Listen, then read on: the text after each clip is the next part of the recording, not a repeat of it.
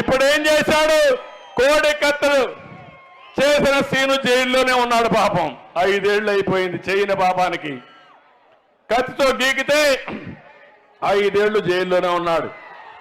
ఇంకో పక్క ఈరోజు మీరు చూస్తున్నారు, సొంత చెల్లెలు కోర్టుకెక్కితే వాళ్ళ తండ్రి మీద ఆవిడే హత్య చేసినట్టు, లేకుంటే ఇంక తప్పు చేసినట్టు ఆవిడ మీద కూడా కేసులు పెట్టి పరిస్థితికి వచ్చాడు. నిన్న మొన్న వాళ్ళ సొంత చెల్లెలు వేరే పార్టీలు చేరితే దానికి మనల్నే తిడుతున్నాడు. అంటే మీ ఇంట్లో మీరు సరిగా చేసుకోకుండా దానికి కూడా మమ్మల్ని విమర్శిస్తే ఇది ఎక్కడ న్యాయమని అడుగుతున్నా. ఈ వ్యక్తి మనస్తత్వాన్ని ఒకటి గుర్తుపెట్టుకోవాలి. అన్ని తప్పులు చేస్తాడు, నేరాలు చేస్తాడు, ఘోరాలు చేస్తాడు. అవి ఎదుటి వ్యక్తుల మీద నేరాపణలు చేస్తాడు. అంటే ప్రతిరోజు నోరుందని, పేపర్ ఉందని, టీవీ ఉందని అడ్డదుడ్డంగా మాట్లాడే పరిస్థితి వస్తుంది.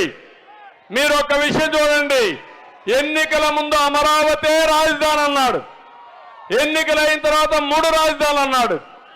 5 సంవత్సరాలు రాజధాని లేని రాష్ట్రంగా ఈ రాష్ట్రాన్ని తయారు చేసే పరిస్థితికి వచ్చాడు. మీరు ఒక విషయం చూడండి, ఎన్నికల ముందు అమరావతి రాజధాని అన్నాడు, ఎన్నికలైన తర్వాత 3 రాజధానులు అన్నాడు.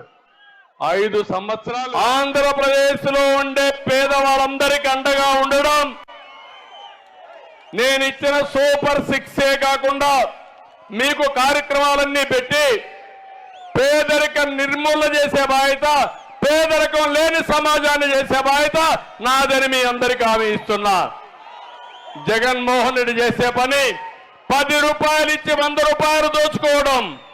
నేను చేయబోయే పని 15 రూపాయలు నిర్మూలన చేసే బాధ్యత, పేదరికం లేని సమాజాన్ని చేసే బాధ్యత నాదని మీ అందరికీ హామీ ఇస్తున్నా.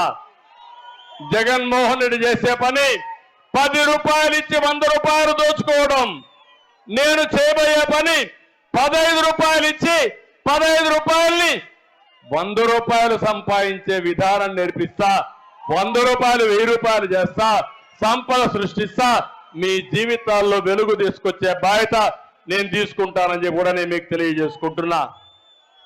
ఇంకో పక్కన ఈరోజు నేను ఒకటే అడుగుతున్నాను మిమ్మల్ని అందరినీ. ఎప్పటికప్పుడు నేను కొత్త విధానానికి శ్రీకారం చుట్టాను.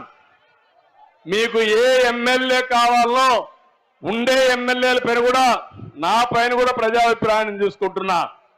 నా నియోజకవర్గంలో ఉండే ప్రజలకు ఒక IVRS పంపిస్తున్నా. నేను బాగా మీకు పనిచేస్తున్నానా, అందుబాటులో ఉన్నానా, మీ అభిప్రాయం ఏంటి, నేనంటే ఇష్టముందా లేదా అని IVRS ద్వారా అభిప్రాయం తీసుకుంటున్నా.